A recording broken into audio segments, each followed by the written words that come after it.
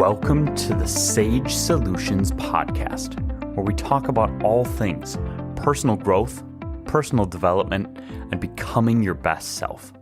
My name is David Sage, and I am a self-worth and confidence coach with Sage Coaching Solutions. On this episode, we're going back to a format that we haven't done since, I think, episode 40.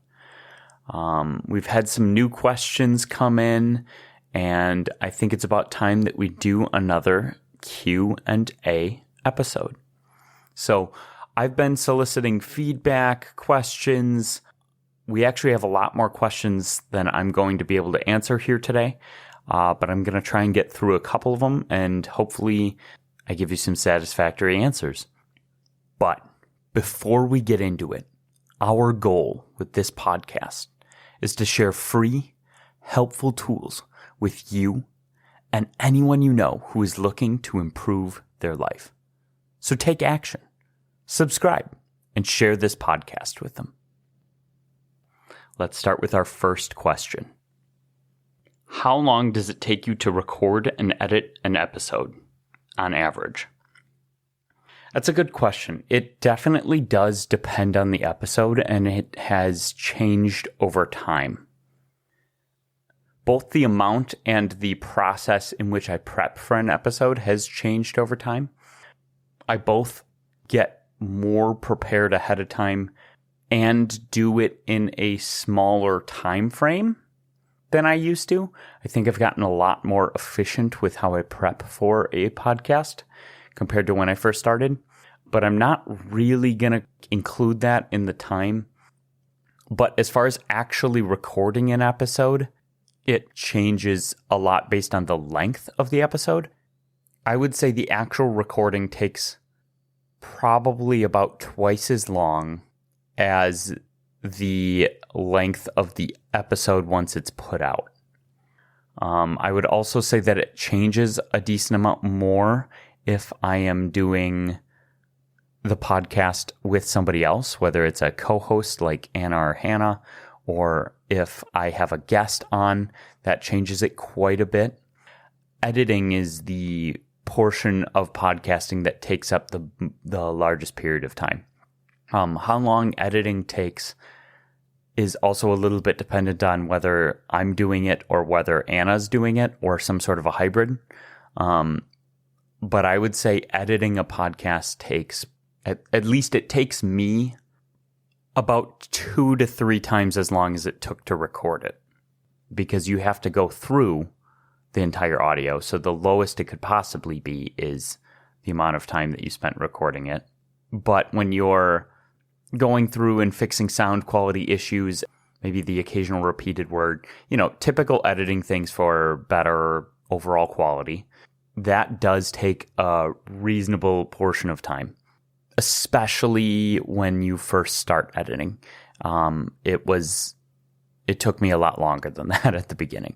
So yeah, all in all, I would say the recording and editing process of an episode averages about 6.5 times as long as the length of the finished episode. It's going to range anywhere from about 5 times as long to 8 times as long between the recording, any pauses, and editing and uploading. So for a 20-minute podcast episode, it may take anywhere from 1 hour and 40 minutes to 2 hours and 40 minutes when all things are said and done. All right, let's move on to the next question. Who has been the most influential person to you? That's a hard question to answer. I've had a lot of very influential people in my life, and if I'm talking about my personal life, I don't know that I can really answer that question. Obviously, my parents have had a major effect on me. My sister has had a major effect on me and the person that I am. My wife has. My best friend. It's hard to really pick one out of people in my actual life. So I'm going to reinterpret the question in a way that I feel I can actually answer. So outside of people that I personally know, who has had the largest influence on my life or my coaching or my personal development. There are many people that I follow that I think are brilliant and I've learned tons of things from. But if I had to pinpoint the one person that I have learned the most from, it would be Mr. Anthony Robbins or Tony Robbins. For a combination of reasons, I think he is the GOAT. I think he's the greatest of all time. He is the highest paid, most successful coach in the world. He's a freak of nature. The way that he thinks about things is really, really something else. And it's part of why one of the coaching programs that I did was the Robbins Madonna's coaching program, and I learned a ton from that.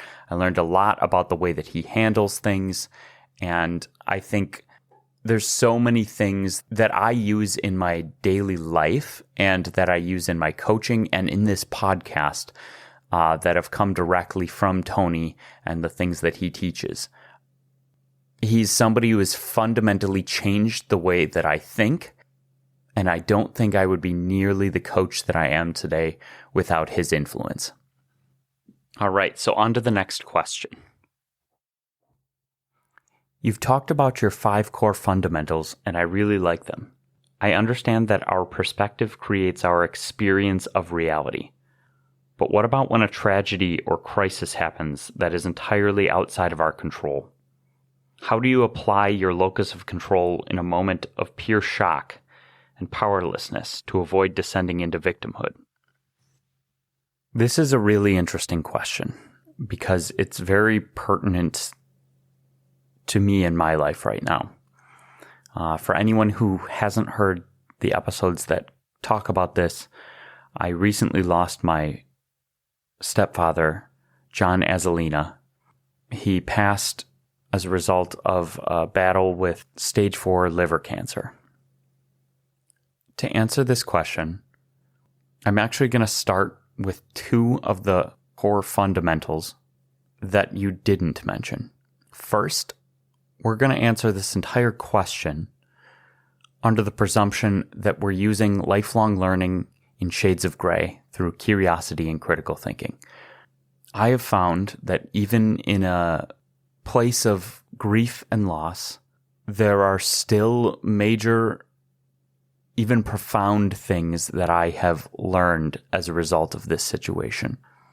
But more importantly, we're going to have to operate throughout this whole answer using our ability to think in shades of gray. There are not right and wrong answers. Not really. It's going to be case by case, and we're going to have to use some of the flexibility and balance that comes with shades of gray thinking.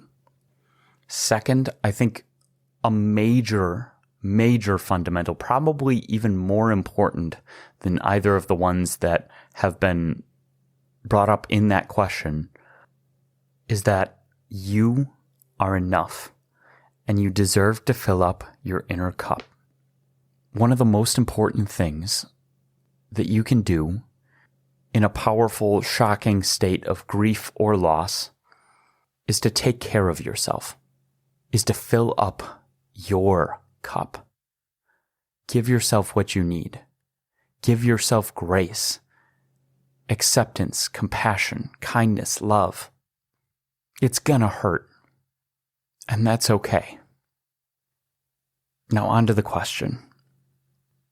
Your perspective of reality has a major impact and shapes a huge portion of your experience of reality. But sometimes major things happen, and those things are objective and real, like the loss of a loved one. And frankly, no amount of framing or changing your perspective is going to make that loss, that pain, not hurt.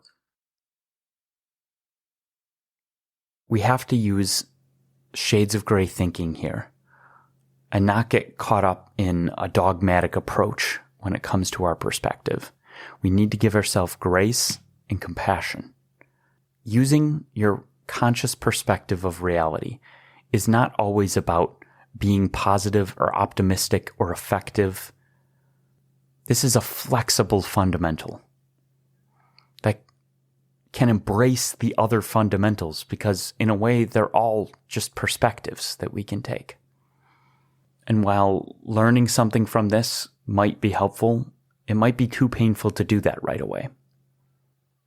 I've found that I've had to really fall into mindful stoicism. There are times where I'm struggling and I just need to get things done, like if I'm at work. And then I will enter more of a stoic mindset. Sometimes I just don't want to feel the pain. And that's an okay perspective to take. Sometimes I just want to forget about it and have fun. Sometimes I need to get a lot of things done and I need to just buckle in and focus on what I'm doing. Those times are okay. But there are other times where I take a very mindful perspective. And when I feel a wave of grief coming and I'm in a position to be able to give myself that time and space,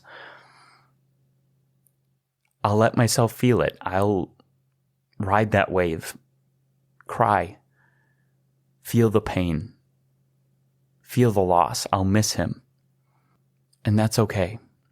What I'm getting at is that there isn't a right or wrong way to use your perspective of reality. It is heavily influenced by shades of gray thinking. We're going to use the balance and flexibility to use perspectives that make the most sense and are the most helpful to us in the moment. And sometimes that may not line up. We may not use the perspective that we want to. And we need to give ourselves grace and compassion because we're human. Now, the second part of this question is also very interesting. When something terrible happens that is out of our control, it is very easy to fall into a place of victimhood. The question asks about how do we use our locus of control to stay away from being in a victim mindset. I think it's a subtle shift. We don't want to be in a victim mindset. But we also don't want to invalidate our feelings and loss surrounding it. Sometimes what's in our control is our ability to let ourselves feel, our ability to grieve, or our ability to help others who are grieving. Sometimes what we just need to do is process that loss. But we can use our locus of control and focusing on what we can control to stop ourselves from spiraling, from catastrophizing, from wallowing and falling into a pit of despair. It can help us re-lock in and focus on things that we can control, giving us power and agency so that we don't feel so powerless for this loss. Our locus of control is an incredibly powerful tool, but it shouldn't be used as a way of invalidating our feelings. It should be used as a powerful tool to help us regain some control and agency, to help out our loved ones and ourselves, to give ourselves a break from feeling and thinking about it when we need to, by shifting our focus, by directing our focus towards the self-care and compassion and grace that we may need.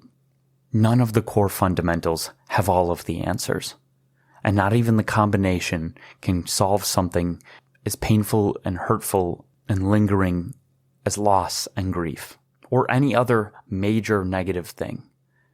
None of these are a cure-all. Nothing I'm going to tell you on this podcast is a silver bullet. Nothing is magic, but a lot of it is helpful.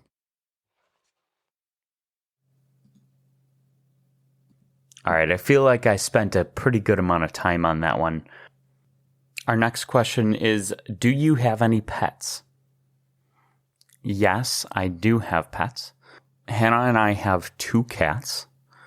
We have Luffy and Ginny. Luffy is like 1.5, I want to say. And he is kind of a chunky, fluffy boy. He is just a happy-go-lucky, very resilient, nothing really bothers him little guy, but there's not a lot going on between those eyes. And then we have Ginny, who is very sharp, quick, graceful little princess of a cat. And she is a thin, sleek cat who has a lot of personality. She is bothered by a lot of things, but she is also weirdly like the cuddlier one. And they are like Hannah's everything. I love the cats. I think they are wonderful. They are a part of our family, and they definitely improve my mental health. We have a little bit of a his and hers cat situation. Luffy is obsessed with Hannah, and Ginny is kind of obsessed with me. But yeah, we love our cats. Okay, next question. I really like your concept of pragmatic optimism. It's powerful. But does embracing it mean that we have to constantly be happy or even like suppress our negative emotions? Can you explain the pragmatic or realistic way of dealing with feelings like sadness or grief without letting them erode our overall optimism? Okay, so this is another really interesting question. And it allows me an opportunity to explain a couple things about pragmatic optimism a little bit more in depth. To be clear, I am advocating for pragmatic optimism as a general default. Pessimism is not necessarily a bad thing. You can still utilize pessimism as a tool. What I'm suggesting is that we use pragmatic optimism as our default, and that we will have a happier, healthier, and more successful life as a result of it. But that doesn't mean you have to be happy and optimistic all of the time. In fact, I do think that there are times that pessimism makes more sense. I think taking an optimistic point of view to somebody who is going through a very painful thing in the moment is generally a poor choice, because it can feel like you are minimizing the pain that they feel, like you are making their feelings not valid. It can border on toxic positivity. While I do think finding, silver linings here and there can be a helpful part of it, it's very important that you are validating their emotions and their feelings, because those are valid. It's not helpful to constantly be positive. Similar to pragmatic optimism, I think it is much better to have positivity be your default. And I think there are a lot of reasons for that. Just like anything else, you need to apply shades of gray. I think another area where optimism is actually not the more helpful thing is in planning. I think if you are planning for a trip or an outing, you should actually start with a pragmatic pessimism. What is everything that could go wrong? I believe there's a term for it. It's called Murphy's Law. Anything that can go wrong will. So operate as if Murphy's Law was true and try and mitigate anything that's realistically possible that can go wrong will actually cause much better planning. Some companies do this. It's called red teaming.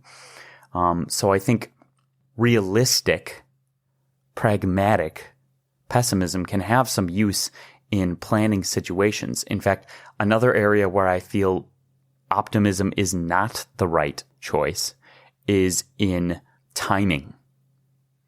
It's in planning for something to not be late. I think this is one of optimism's weakest points, and it's something I struggle horribly with. I am not good at this. It's easy to take an optimistic outlook about getting somewhere on time. And the problem with that is then you are not planning for any of the things that could go wrong. Now, you can be pragmatic about it, but I think it's honestly just more beneficial to take that Murphy's Law pessimism approach because it will get you there on time. It will make sure that you're not late. And depending on what the thing that you might be late for is, any mild negatives of being a pessimist in that situation are wildly outweighed by the fact that it will get you there on time. So I think when it comes to time management, it makes sense to be a realistic pessimist. On a similar note, while optimism is overall more beneficial for our general health and stress levels, I do believe that a little pragmatic pessimism when it comes to making healthcare decisions can be a useful outlook to flip to. Similar to planning, this is where you're using like a realistic Murphy's Law style approach of not just assuming everything will always be fine with your health, of using the pessimism to come up with all of the negative things that could happen, mitigating all of these negatives. And then we flip back to a pragmatic optimism and believe that we can take care of them by doing screenings and things within our control, within our locus of control, to take care of our health, to go to the doctor, to find things early so that we can do something about them. So I do think that there is some utility to flipping back and forth between some of these things. I even think idealism, like idealistic optimism, can be a very helpful thing for creativity and for ingenuity. It might not be realistic because it hasn't been figured out yet. And I think idealism can also be a major source of inspiration. But pragmatic optimism is going to mitigate many of the negatives that come from an idealistic optimism and give you all of the benefits of being in general optimist, of being the type of person that attracts other people to you, that has a positive outlook, that brightens people's day. And optimists tend to be more successful, tend to have better health, and overall tend to be happier. All of those things are things we want. And as we covered, it can be learned, it can be practical, it can be realistic. And when we combine all of those things, that's how we come to pragmatic optimism as our default, as our general operating system, so that we have a happier, healthier, more successful life. So in short, no, I don't believe that you have to be happy or positive or even optimistic all of the time. I think selective use of pragmatic pessimism can also be very useful, whether it be for time planning, whether it be for planning for a trip, or even for if you're planning for your health. But as we covered in our previous episode titled Pragmatic Optimism, it is clearly the most beneficial to be a pragmatic optimist as our default outlook. And for our final question, we have a true gem. And I quote, "Why does God still give me acne as a 31-year-old man? And am I legally allowed to punch him for it when I die?" I just enjoyed this question too much to not include it. So, I am wholly not qualified to answer this question. We also stay a-religious, but I think once you die, the law doesn't really have anything to do with it. And I think that's between you and God. So good luck with that one. Well, thank you for tuning in. I hope you enjoyed our Q&A episode. I certainly did. And remember, you are enough. And you deserve to fill up your inner cup with happiness, true confidence, and resilience. Thank you for listening to the Sage Solutions podcast. Your time is valuable, and I'm so glad you choose to learn and grow here with me. We'd love to hear more of your feedback, and if you have more questions, feel free to send them in. One easy way to do it is to click the link in the description below. and let us know what you think. If you haven't already, don't forget to subscribe so you don't miss out on more sage advice. One last thing. The legal language. This podcast is for educational and informational purposes only. No coaching-client relationship is formed. It is not intended as a substitute for the personalized advice of a physician, professional coach, psychotherapist, or other qualified professional.